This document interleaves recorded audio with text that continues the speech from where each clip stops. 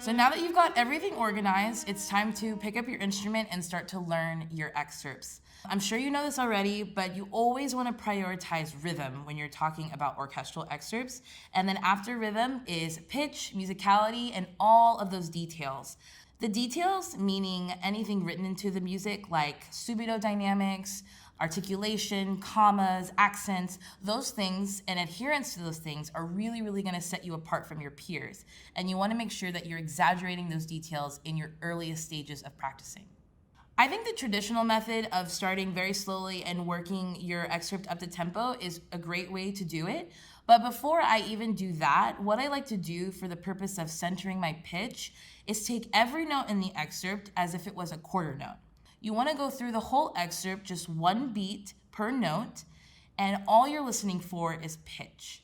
I really, really like to use a tuner during this process, but not in the way that you might think. I don't look directly at the tuner as I'm going from note to note.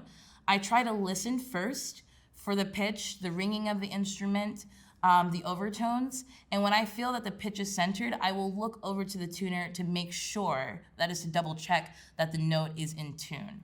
You do this so that you don't form any sort of dependency on the tuner, because ultimately in the audition you won't have the tuner to help you and you'll be going so quickly that the intonation really needs to be ingrained in your practicing. So an example of how I would do that really slow practice is I would put the metronome on 50 and with no vibrato and pretty much disregard for the rhythm in the excerpt, just go note by note and listen just for pitch.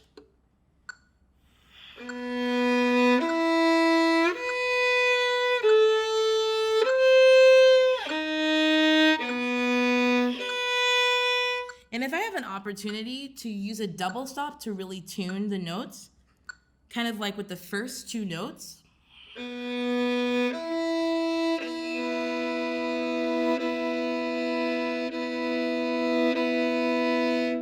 I would take it to make sure that all of the intervals are correct. When I'm doing this note-by-note practice, I really want to always make sure that I'm playing with a beautiful big sound, regardless of the dynamic that the music is actually written at. This will allow you to pay more attention to the quality of the sound and center the pitch. After my intonation practice, I start the excerpt at half tempo and I work my way up to speed. It's really important at your earlier stages when the excerpt is very, very slow to incorporate the phrasing and all of those details that you're noticing in the music, because later on when you're playing under pressure, it's going to make performing much, much easier. It also might be helpful to single out any tricky passages in your excerpts and begin your practice sessions every day after scales with those tricky passages. Incorporating these passages into the beginning of your session will help you familiarize yourself with their difficulties and ultimately make them easier. It's sort of like when you make a to-do list, often it's helpful to put the most difficult thing first so that you get it out of the way and you won't have to worry about it later. Once you've worked the excerpt close to tempo or at tempo, it's important to refer back to those recordings you used when you were studying and actually play the excerpt with the recording. This will help to recreate the orchestra in your ears on audition day.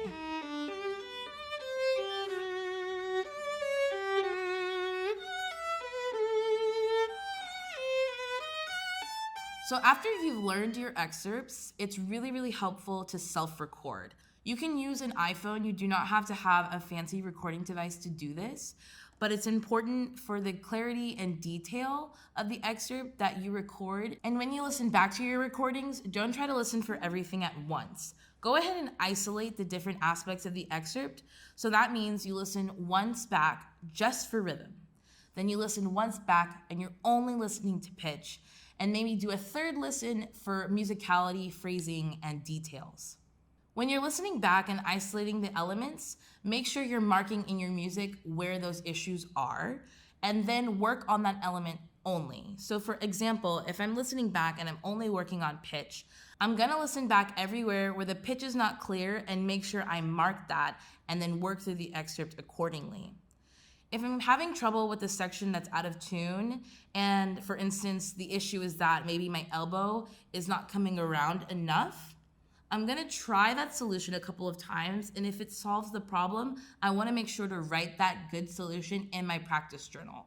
This will help you when you continue throughout your process and maybe you lose sight of that solution or you come back to the excerpt after many months for any reason and you want to make sure that you have worked through these problems already. If you're having problems coming up with a solution to one of your issues, be proactive and make sure you ask your teacher to help you.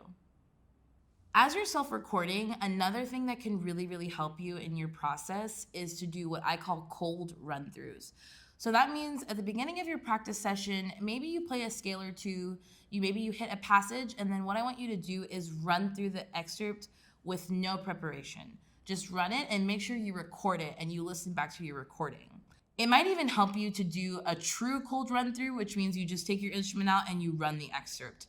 This will tell you what your baseline is. It's much more accurate to judge your progress of the excerpt based on how you sound in the beginning of the practice session versus the end after you've been practicing for a few hours and everything feels great. On audition day, in the hall that you're playing in, it's gonna feel more like that cold run through than that comfortable run through at the end of your practice session. So make sure you're incorporating this into your daily practice.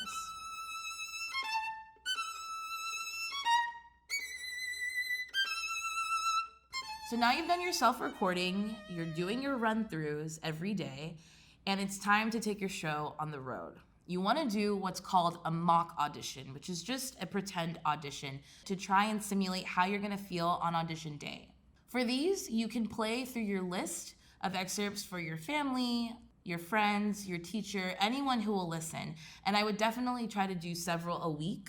So when you're doing your mock auditions, try to take them seriously and minimize talking because on audition day, when you walk out on stage, there's not gonna be anyone laughing or giggling. It's gonna be very quiet and there also might even be a screen up with the judges on the other side of the screen. So there's no way to replicate that exactly, but in your mock auditions, if you try to play in the way that you would play in the hall on audition day, that's gonna serve you later. So for mock auditions, walk into the space with your panel, don't speak, and if you really want to try and simulate what it might feel like playing to a screen without one in the room, just turn away from your audience and play in the opposite direction so that you have the feeling of what it is to play with people in the room but not being able to see them. In the weeks leading up to your audition, try to do 1 to 2 mock auditions a week and make sure you self-record and review those notes. One way to help tame your nerves is to do what's called adversity training. And there's a number of ways to do this, but the idea is to replicate how you might feel at your audition with the adrenaline running. So some people struggle with cold hands, and a way to work with that is before you do your run through or a mock, stick your hands into a bowl of cold water, dry them of course, and then run your excerpt. It's not gonna feel great, and the first time you do it, it probably won't sound that great either, but it's a way to get more comfortable with how you might feel and how cold your hands might be at the audition. The more you practice this, the better it'll get, I promise. Another way to implement adversity training into your practicing, if maybe your heart tends to race when you play, is to take a quick run up and down the stairs, go to your instrument, and do another run through and make sure you record and go back. You might be surprised at what your tendencies are when your heart is racing, and if you're more aware of them, you can fix and counter them for the audition.